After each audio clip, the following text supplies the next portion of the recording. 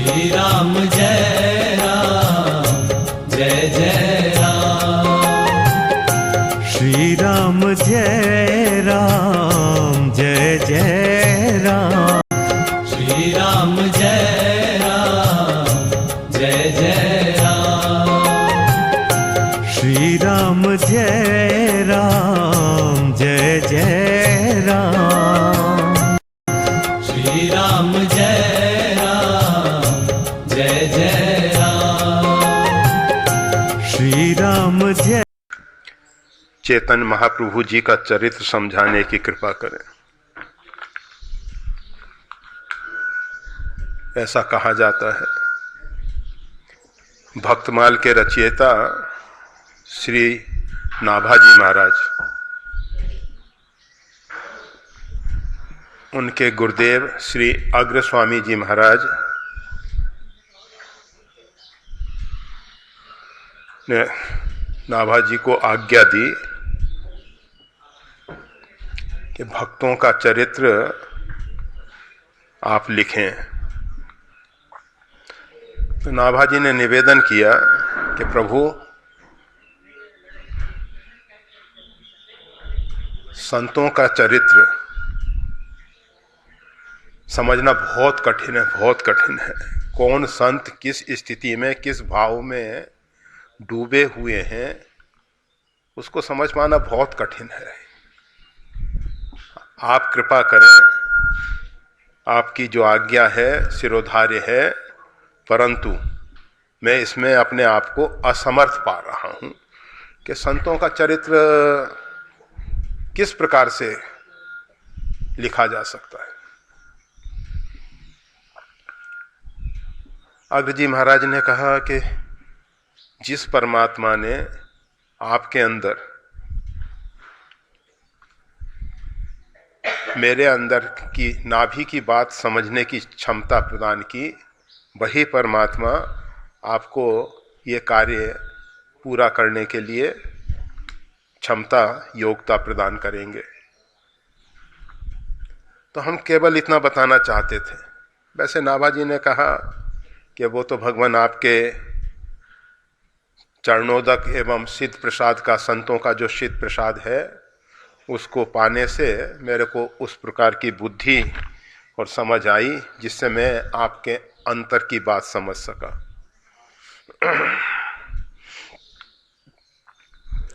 तो संतों का चरित्र कहना बहुत कठिन है, बहुत कठिन है।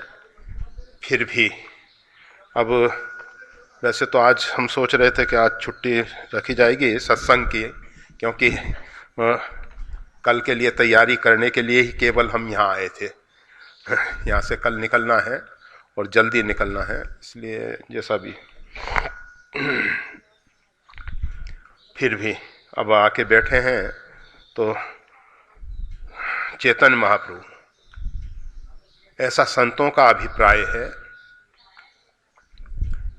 भगवान श्री कृष्ण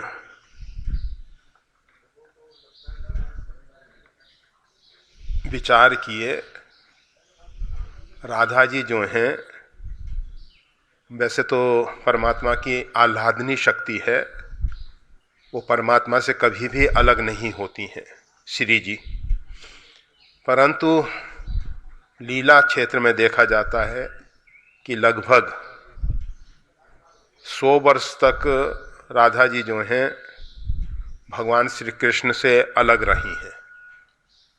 लगभग 100 वर्ष तक। 11 वर्ष 52 दिन के भगवान श्री कृष्ण थे, उस समय ब्रिज छोड़ के गए और 125 वर्ष तक पृथ्वी पर रहे। राधा जी की उम्र भगवान श्री कृष्ण से अधिक मानी गई है, उम्र में बड़ी थी राधा जी। और वैसे भी परमात्मा की शक्ति है तो शक्तिमान से शक्ति तो सदा बड़ी रहेगी ही। शक्ति का सम्मान करता है इसलिए वो शक्तिमान है, शक्ति का अधिष्ठान है इसलिए वो पुरुष है। तो आदि शक्ति है, जगदम्बा है। वैसे भी आप सब देखते ही हैं कि एक बहुत अधिक प्रचलित चित्र है जिसमें आदिशक्ति जगदम्बा भगवती काली जो है शंकर जी के ऊपर पैर रख के खड़ी हुई है और बहुत से शाक्त उपासक जो हैं शिवलिंग के ऊपर श्री यंत्र की प्रतिष्ठा करके उसकी आराधना उपासना करते हैं। जो भी है, हमारी दृष्टि में तो जो गोस्वामी तुलसीदास जी का विचार है, शक्ति और शक्तिमान दो नहीं हैं, एक हैं। सीता और राम कहियत भिन्न न भिन्न, कहने के लिए भिन्न हैं परंतु वो दोनों अभिन्न हैं, एक ही तत्व है। एक ही तत्व दो रूप में व्यक्त हुआ, एक श्री राम जी के रूप में, एक श्री सीता जी के रूप में। इसी प्रकार से एक राधा जी के रूप में, एक भगवान श्री कृष्ण के रूप में, दोनों एक ही हैं। फिर भी भगवान श्री कृष्ण के मन में एक विचार पैदा हुआ। भगवान श्री कृष्ण के मन में विचार आया कि इतने लंबे समय तक राधा जी जो मेरे से अलग रहीं, तो उस समय किस स्थिति में रहती थी उसका थोड़ा सा अनुभव करना चाहिए। तो अनुभव करने के लिए भगवान चैतन्य महाप्रभु के रूप में अवतरित हुए। ये जो सृष्टि है इसका विस्तार भी अनेक कारणों से हुआ है। उसमें एक कारण यह भी है, परमात्मा अपना रसास्वादन करने के लिए, जो परमात्मा सच्चित आनंदमय है, सच्चिदानंद घन है, जो परमात्मा प्रेम स्वरूप है, वो परमात्मा अपने आप का, स्वयं का रसास्वादन करने के लिए, अनुभव करने के लिए सृष्टि का विस्तार कर दिए। क्योंकि मिश्री मिश्री का स्वाद नहीं जानती है, उसका स्वाद लेने के लिए उससे भिन्न होना पड़ता है। इसी प्रकार से परमात्मा अपने आप से भिन्न सृष्टि को प्रकट किए और फिर अपना अनुभव किया। तो जो राधा रानी का जो महाभाव है, जिसमें राधा जी जो हैं सदैव डूबी रहती हैं, निमग्न रहती हैं, उसका अनुभव करने के लिए भगवान श्री कृष्ण चैतन्य महाप्रभु के रूप में बंगाल के नवद्वीप जिले में प्रकट हुए। नवद्वीप बड़ा पवित्र क्षेत्र है, जहाँ चैतन्य महाप्रभु जैसे संत का आविर्भाव हुआ और चैतन्य महाप्रभु ने इस भयंकर कलिकाल में भगवत नाम संकीर्तन की महिमा को प्रत्यक्ष करके दिखा दिया। प्रत्यक्ष किस प्रकार से दिखाया? भगवान चैतन्य महाप्रभु जो हैं, जब नाम संकीर्तन करते हुए वन में जाते थे तो वन पशु, हिंसक प्राणी जो है, शेर, बाघ इत्यादि, वो अपना हिंसक स्वभाव छोड़ के उनके पीछे मंत्रमुग्ध होके चलने लग जाते थे। जैसा त्रेता में भगवान श्री राम के समय हुआ, भरत जी के समय हुआ, ऐसा ही सब कुछ चैतन्य महाप्रभु के समय इस कलिकाल में घटित हुआ। तो चैतन्य महाप्रभु वैसे एक बहुत उच्च कोटि के विद्वान थे और लीला करने के लिए, अब हम लीला वाला शब्द बोल रहे हैं, वैसे प्रारंभिक जीवन में वो साधु संतों का बहुत उपहास करते थे, बहुत उपहास करते थे। प्रकृति को लगा, हमेशा देखा जाता है कि जो व्यक्ति जिसका उपहास करता है, एक ना एक दिन उसको उसी स्थिति में से गुजरना पड़ता है। हम जिसका तिरस्कार कर रहे हैं, अपमान कर रहे हैं, उपहास कर रहे हैं, प्रकृति वैसा होने के लिए हमको मजबूर कर देती। चेतन महाप्रभु जो हैं न्याय शास्त्र के, मतलब जो तर्क शास्त्र है, न्याय शास्त्र, तर्क शास्त्र, लॉजिक, उसके आचार्य रहे और अपने तर्कों के द्वारा बड़े बड़े विद्वान पंडितों को भी पराजित करते रहे। सब पंडित जानते थे कि इनके सामने वार्ता करके इन पे तो किसी भी सिद्धांत को सही सिद्ध करना बड़ा कठिन हो जाएगा, क्योंकि इनके पास ऐसे ऐसे अकाट्य तर्क होते थे।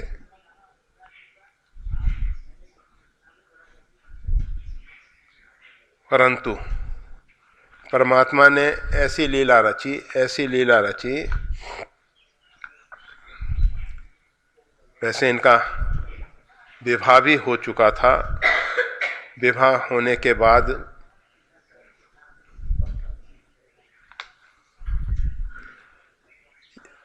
जब भगवान ने विशेष कृपा की तो बस इनको भगवत नाम का रंग ऐसा चढ़ा, वैसे कठिन है, बहुत कठिन है। विद्वान लोग जो हैं भगवत नाम की महिमा को गौण समझते हैं,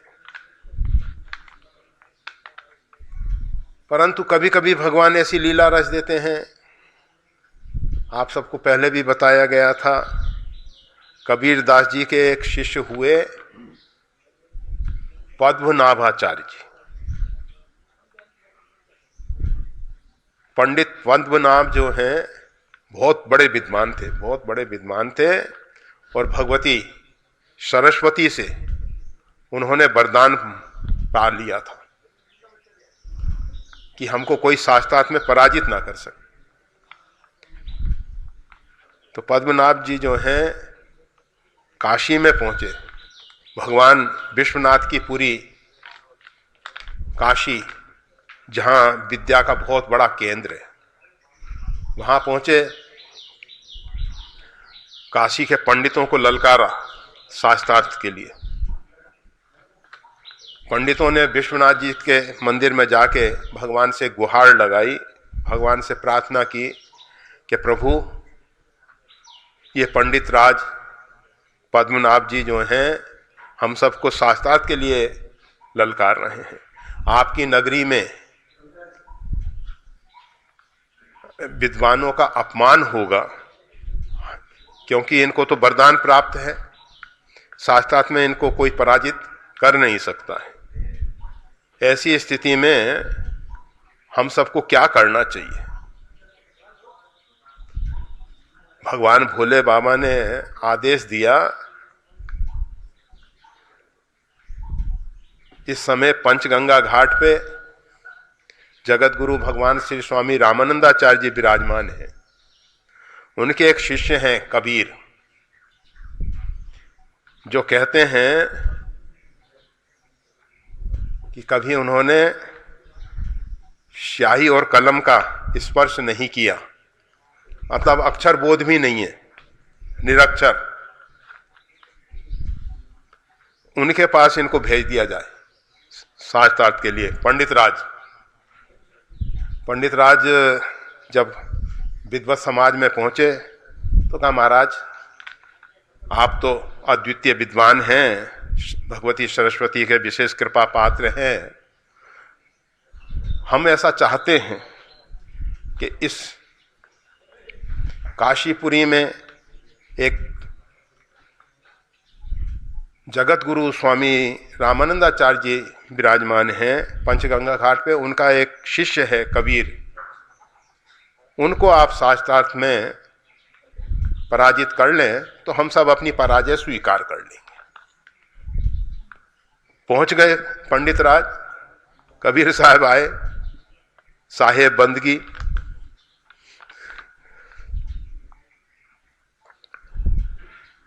कहा, कहिए महाशय कैसे आपका आगमन हुआ? कहा मैं आपके साथ शास्त्रार्थ करने आया हूं। कहा भैया किस चक्कर में पड़ गए, मैं क्या जानूं शास्त्रार्थ, मैंने तो कलम और स्याही को छुआ तक नहीं है, मैं शास्त्रार्थ की क्या बात करूंगा? पंडित जी ने कहा अच्छा कोई बात नहीं, आपको कोई जिज्ञासा हो, कोई प्रश्न हो तो आप कीजिए। शास्त्रार्थ का एक ऐसा नियम है कि पहले कोई प्रश्न करेगा, फिर उसका उत्तर दिया जाता है। अगर उत्तर नहीं दे पाया तो फिर जो व्यक्ति प्रश्न करता है वो उसका स्वयं समाधान करेगा, और सही समाधान हुआ तो फिर वो पराजित माना जाता है। तो कबीर साहब ने कहा भाई मेरे अंदर तो कोई प्रश्न ही नहीं है, मैं तो सदगुरुदेव भगवान जगत गुरु स्वामी जी के कृपा से हमेशा समाधिष्ट रहता हूं। साधो सहज समाधि भली, और जितने अंदर समस्याएं होती हैं उनका समाधान अंदर ही हो जाता है। समाधान के लिए मेरे को कहीं बाहर नहीं भटकना पड़ता। जगत गुरु ने हमारे सिर पे हाथ रख दिया है, उनका वरद हस्त हमारे ऊपर है, उनकी छत्र छाया में हमारे अंदर कोई भी ऐसा प्रश्न नहीं है जिसका समाधान ना हो। कबीर साहब ने इस प्रकार से कहा ठीक है अगर आप आए हो तो एक बात मैं आपसे पूछना चाहता हूं, एक आपके विषय में प्रश्न करता हूं। मेरे को अपने लिए कुछ प्रश्न नहीं करना है, मैं केवल आपसे एक प्रश्न करता हूं, वो भी आपसे संबंधित है। कहा कहिए। कहा आप समझ के पढ़े या पढ़ के समझे? पंडित राज चक्कर में पड़े कि अगर पहले से समझ होती तो फिर ये पढ़ने की क्या जरूरत थी, और अगर पढ़ने के बाद समझ आ गई होती तो फिर ये शास्त्रार्थ करके इधर उधर भटकने की क्या जरूरत थी। जिसको एक बार समझ आ जाए जगत में एकमात्र परमात्मा ही सत्य है, तो वो परमात्मा के ध्यान भजन में लग जाएगा, इन सब प्रपंचों में क्यों फंसने लगा। तो पंडित जी के मन में अनेक प्रकार की बातें आने लगी और वो निरुत्तर हो गए। कहा कि इसका उत्तर देके फिर आगे ये जो कबीर साहब हैं कुछ और फजीयत करेंगे, इससे वहां से चल देना चाहिए। और पंडित जी एक गंगा के किनारे बड़ा विशाल पीपल का पेड़ था, वहां पहुंचे, उसके नीचे बैठ गए। आज पहली बार उनको लगा कि कोई ने प्रश्न किया और उसका वो उत्तर नहीं दे पाए। उनका मन इतना उद्विग्न हो गया, बहुत परेशान हो रहे थे। संध्या हो गई थी, वृक्ष पे प्रेतों का निवास था, तो हर एक शाखा पे आके, जैसे पक्षी जब शाम के समय किसी वृक्ष पे आते हैं ना तो बहुत शोर करते हैं, तो वो प्रेत भी अपनी अपनी भाषा में, कोई गुजराती, कोई पंजाबी, कोई मराठी, कोई हिंदी, अनेक अनेक प्रकार की भाषा में बोल रहे हैं। अब वो सब बड़ा शोर कर रहे प्रेत।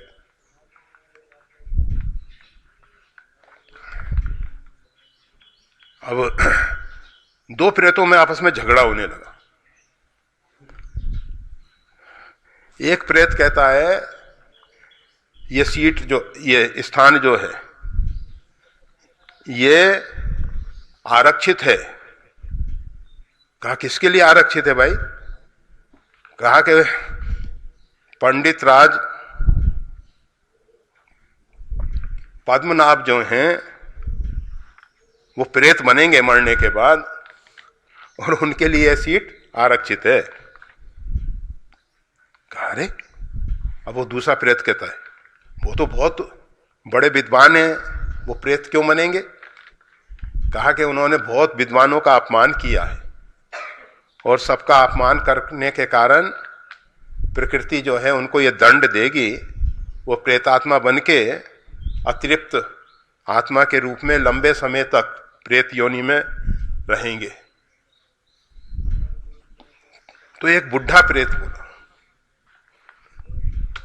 कि भाई इससे बचने का कोई उपाय है? कहाँ उपाय तो है। अगर वो पंडित पद्मनाभ जी जो हैं कबीर साहब की शरणागति स्वीकार कर लें तो बच सकते हैं। अब तो बस पंडित पद्मनाभ जी दौड़ते हुए पहुंचे, कबीर साहब के चरणों में पड़ गए। कहा गुरुदेव मैं आपकी शरण में आया हूं, मेरे को शिष्य बना के मेरा कल्याण कीजिए। कबीर साहब ने कहा अरे पंडित राज जी ये सब क्या कर रहे हो? कहा नहीं नहीं कुछ नहीं महाराज, आप मेरे को मंत्र उपदेश दीजिए। कबीर साहब ने कहा कि भैया हमारे पास तो कुछ नहीं है, जो हमारे गुरुदेव ने हमको भगवत नाम सुनाया वही नाम आपको सुना देते हैं। कहा जाता है कि कबीर साहब के वो शिष्य बन गए। फिर और बहुत लंबा आगे का वृतांत है। तो विद्वान होने पे भगवत नाम में निष्ठा होना बड़ा कठिन होता है, परंतु भगवान कुछ ऐसी लीला रच देते हैं जिससे बड़े बड़े विद्वान भी भगवत नाम को स्वीकार कर लेते हैं। वैसे तो सब शास्त्रों का चहु जुग चहु श्रुति नाम प्रभाव, चारों वेद में और चारों युगों में भगवत नाम की महिमा जो है प्रकट दिखाई देती है। और कली विशेष नहीं अनुपाव, इस कलिकाल में तो भगवत नाम के अतिरिक्त दूसरी कुछ साधना है ही नहीं। नहीं कली कर्म न भक्ति विवेकु, राम नाम अवलंबन एकु। एकमात्र भगवान का नाम ही अवलंब है, क्योंकि विचार मार्ग ज्ञान का मार्ग बड़ा कठिन है, उपासना बहुत कठिन है, कर्म कांड में अहंकार अभिमान आ जाता है। तो इस कलिकाल में अन्य साधनाएं बड़ी कठिन है। तो गोस्वामी तुलसीदास जी कहते हैं राम नाम अवलंबन एकमात्र राम नाम ही अवलंब है। तो बस चेतन महाप्रभु ने उसी भगवत नाम का आश्रय लिया, अवलंब लिया, और कलिकाल में भवसागर से पार होने के लिए 16 अक्षर का मंत्र हरे राम राम राम हरे हरे, हरे कृष्ण कृष्ण कृष्ण हरे हरे, इसका प्रचार किया। इनके जीवन में एक ऐसे साथी मिले जिनको नित्यानंद जी के नाम से जाना जाता है। निमाई और निताई गौर, ये नित्यानंद जी और चेतन महाप्रभु जिनको निमाई कहा जाता था। तो ये दोनों साथ साथ रहते थे और दोनों ने फिर भगवत नाम का प्रचार किया। एक गांव का मुखिया, वो बहुत बड़ा जमींदार था, बहुत अधिक जमीन जायदाद थी, परंतु दुराचरण वाला था। मांस मदिरा इत्यादि का सेवन करके दुराचार ही करता रहता था।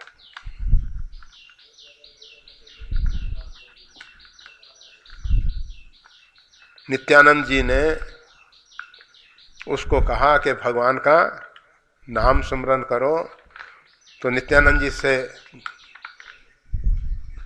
झगड़ने लगा, उनके मस्तक को मतलब मार के खून से लहूलुहान कर दिया। चेतन महाप्रभु ने देखा, उनको बड़ा दुख हुआ कि देखो ऐसा अत्याचार, अनाचार, पापाचार हो रहा है, परंतु भगवान की ऐसी कृपा हुई कि वो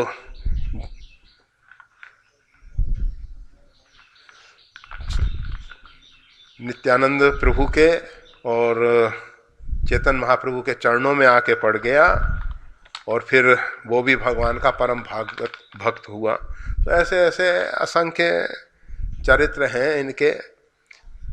और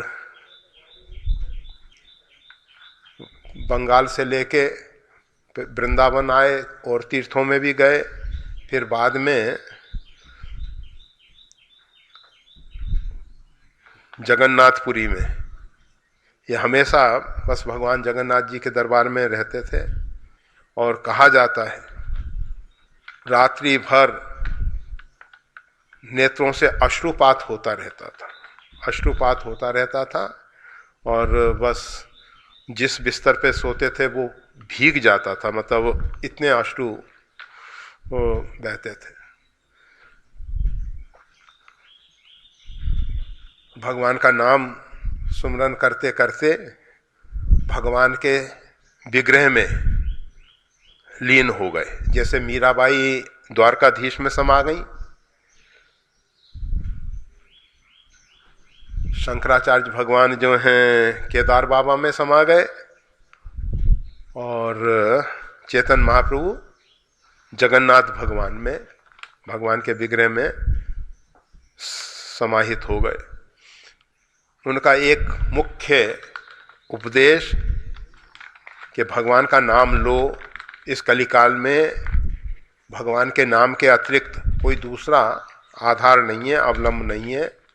और नाम लेने के साथ साथ विष्णु श्री राम सहिष्णु बनो। जिस प्रकार से वृक्ष इत्यादि जो हैं धूप सहन करते हैं, वर्षा सहन करते हैं, कोई उनको पत्थर मारता है तो फल दे देते हैं, इस प्रकार से सबका सब कुछ सहन करते हुए तीर्णादपि सुनीचेन, तिनके से भी अधिक अभिमान से गलित हो जाओ और फिर भगवान का नाम जप करो। नाम जप के साथ साथ सहिष्णु हो और निरभिमानी हो। ये दो बातें उन्होंने विशेष रूप से कही हैं। और भी वैसे बहुत कुछ उनका उपदेश है, और आज भी देखा जाता है कि उनके ही कृपा पात्रों, मतलब उनके आगे की परंपराओं में भक्ति वेदांत स्वामी, प्रभुपाद भक्ति वेदांत स्वामी, जिन्होंने पूरे विश्व में, केवल भारत की नहीं, पूरे विश्व में इसी भगवान के नाम से हरे राम राम राम हरे हरे, हरे कृष्ण हरे। भक्ति वेदांत स्वामी मतलब 50 साल से अधिक की उम्र में गुरुदेव की आज्ञा से कृष्ण भक्ति का प्रचार करने के लिए, भगवान श्री कृष्ण की भक्ति का प्रचार करने के लिए विदेश गए थे। पानी के जहाज से गए थे, और मतलब खर्चा नहीं था, पैसा कुछ नहीं था, कुछ पुस्तकें और अपना वस्त्र, बस इतनी ही संपत्ति लेके गए थे। और पूरे विश्व में भगवत नाम की महिमा का बहुत अधिक प्रचार किया। और अभी भी इंग्लैंड इत्यादि में बहुत वृंदावन बना दिया उन्होंने, जहाँ पार्लियामेंट में मतलब एक बार ऐसी समस्या आई कि 12 बजे तक मतलब ये कृष्ण जन्माष्टमी के समय कीर्तन भजन हो, तो लोगों ने शिकायत की कि ये रात्रि भर चिल्लाते हैं, ऐसा करते हैं, वैसा करते हैं, हम सबको परेशानी होती है। तो फिर वहाँ पार्लियामेंट तक ये बात पहुँची, और फिर अंतोगत्वा भक्ति पक्ष के निर्णय देके भक्ति पक्ष की विजय हुई और बहुत बड़ा परिसर है। उसमें एक व्यक्ति बहुत अच्छा गायक कलाकार था, उसने सब भूमि दे दी, उसमें वो वृंदावन जैसा बसा दिया। गौ सेवा भी होती है वहाँ, तुलसी भी, इतने ठंडे वातावरण में तुलसी को किस प्रकार से सुरक्षित रखा जाता है। हमारे यहाँ तो ऋषिकेश में और ऊपर तो तुलसी रह नहीं पाती है, परंतु वहाँ उसको भी सुरक्षित रख के और सब आपके वृंदावन में अंग्रेजों का मंदिर ही कहलाने लगा वो। मतलब विदेशी लोग, वहाँ गोरे लोगों ने बहुत विशाल भगवान का मंदिर बनाया, यही भक्ति वेदांत स्वामी के भक्तों ने। और देखने लायक है, विशाल है। अभी तो एक जगत गुरु कृपालु जी महाराज ने उससे आगे बढ़ के एक और भी बना दिया है, परंतु कुछ समय पूर्व वही मंदिर विशेष रूप में आकर्षण का केंद्र बना हुआ। तो हम ये कह रहे थे कि भगवान के नाम का जो उन्होंने प्रचार किया चेतन महाप्रभु ने, वो इतना अभी तक मतलब उनके परंपरा में गौड़िया संप्रदाय कहलाती है और उसमें बहुत से मतलब अच्छे अच्छे महापुरुष हुए हैं और सब ने इसी भगवत नाम के बल पे, आधार पे और इस भयंकर कलिकाल में भक्ति का खूब अधिक प्रचार किया है, कर रहे हैं, करते रहेंगे। जहाँ कहीं इनके कुछ भक्त होते हैं तो प्रातः काल कीर्तन करते हुए नगर में, गांव में, मोहल्ले में निकलते हैं, हरे राम और भगवत नाम का अच्छा प्रचार करते हैं। सब जगह, सभी जगह अच्छा कार्य कर रहे हैं। तो बस चेतन महाप्रभु जो हमको भगवत नाम दे गए और भगवान के प्रेम का रस चखने के लिए हम किस प्रकार से भगवत नाम से योग्यता, क्षमता प्राप्त करते हैं, वो समझने के लिए ही चेतन महाप्रभु ने बहुत अधिक प्रयास किया है और बता दिया कि वैसे तो इनका पूरा चरित्र यहाँ लाइब्रेरी में एक चेतन चरितामृत प्रभुपाद श्री राम प्रभुदत्त ब्रह्मचारी जी के द्वारा रचित बड़ा अच्छा ग्रंथ है, काफ़ी विशद ग्रंथ है, बड़ा ग्रंथ है। और वैसे अन्य भी बहुत से पहले प्रकाशित हुए हैं, परंतु ये जो प्रभुदत्त ब्रह्मचारी जी द्वारा रचित है, गीता प्रेस के द्वारा प्रकाशित है, बहुत अच्छा है, बहुत अच्छा है। अगर उस चरित्र को समझना चाहते हो, चेतन चरितामृत को समझना चाहते हो, तो फिर उसका स्वाध्याय करो।